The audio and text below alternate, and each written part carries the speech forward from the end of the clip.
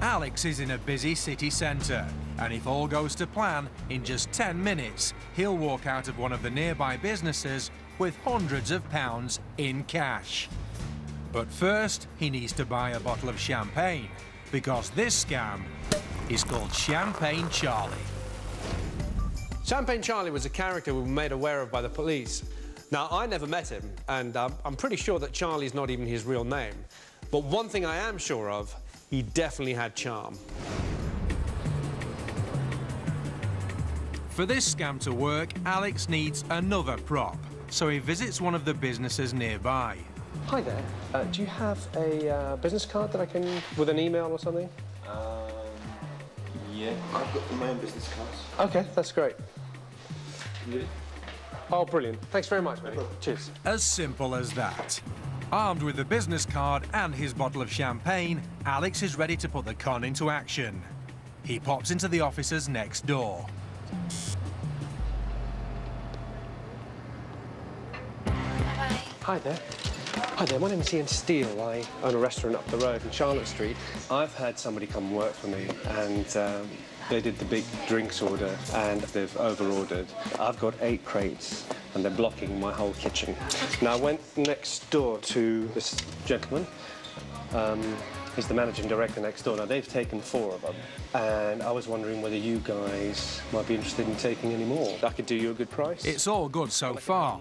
Alex has used a neighbour's business card to full effect, and the receptionist seems intrigued. How much are you selling it per bottle or per case? Well, these are... I sell it in my restaurant for £40. You can probably get it an off-licence for between 25 and 30. I can give it to you a lot cheaper. I can do it for £15. So I need to sort of get all this business over and done with. Champagne. Ideally, we didn't want to pay more than £10 a bottle. Who's made that figure up? This is interesting. The receptionist said they have an allowance put aside for champagne at office parties, but they only want to pay £10 a bottle. Alex gets her to phone the guy who set the price, so he can make him an offer he can't refuse. Second, if you're not busy. Cheers. Oh, hi there. Hi. I'm Ian Steele. Hi, nice to meet you. You are? Bruce. Bruce, I've been chatting to Hayley about champagne. OK. I own a restaurant up in Charlotte Street, Giardino. This is me. And I've got a new person working for me, and they've ordered too much champagne. Okay. Your neighbours have just taken half of what I've got. To be honest with you, it's Bruce, isn't it? Yeah. I buy these at £10 a bottle, so I can do them for you the same price, because actually you're doing me a favour. But if I give you 4 crates of 12 at £10, which is 480 quid for 48 bottles of that. Pretty good. I mean, I reckon we should just do it. Yeah. So, Alex has offered the asking price, but on condition that they buy the rest of his stash, 48 bottles, for 480 quid.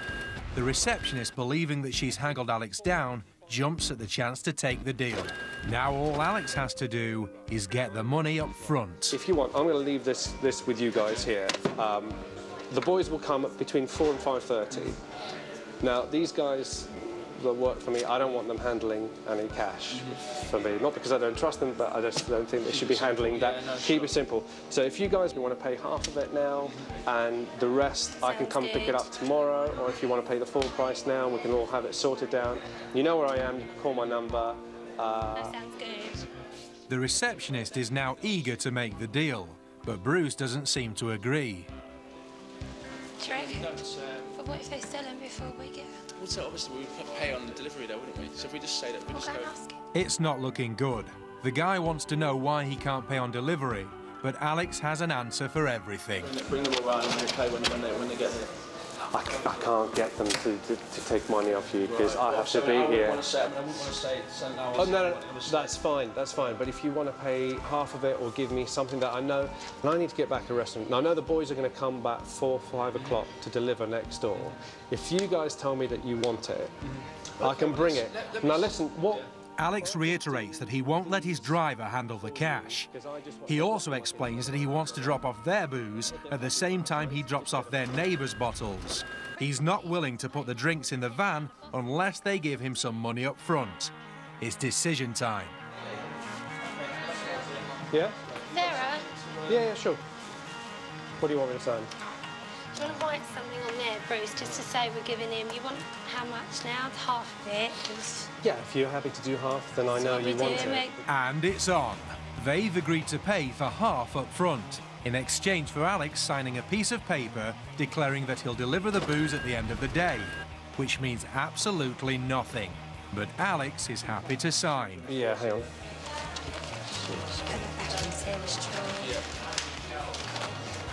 That's fine. And that's it. Alex has the cash in his hand. There's nothing left to do but say his goodbyes and get out of the door. Great stuff. 4:30. Pleasure, Bruce. Hope you enjoyed it. Cheers. Bye-bye. Bruce, look, we got a free bottle for doing the deal as well. With £240 in his pocket, Alex simply heads back to the off-licence to buy another bottle. Right, where's the next offie? With his new bottle of champagne in his hand, Alex picks another establishment and starts the whole process over again. Hi there. My name's Ian Steele. I own a restaurant up the road. It's not until the mark calls the number on the business card that Alex gave him earlier that he realises he's been hustled. Instead of getting through to a restaurant, he speaks to a dry cleaners who say they've been getting similar calls all day. Have you tried both the numbers?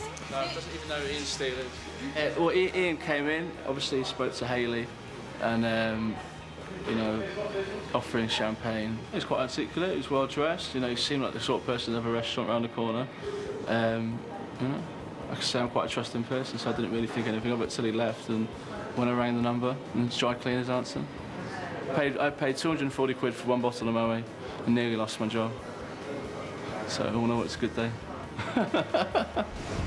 We attribute good characteristics to people that are well-dressed and physically attractive. And one of the attributes is honesty. Another reason the scam works is because of the illusion of invulnerability. Nobody believes that they will be able to be scammed when they're surrounded by their friends and on their own turf. You should always try and be wary of anybody who turns up at your business or at your home trying to sell you something.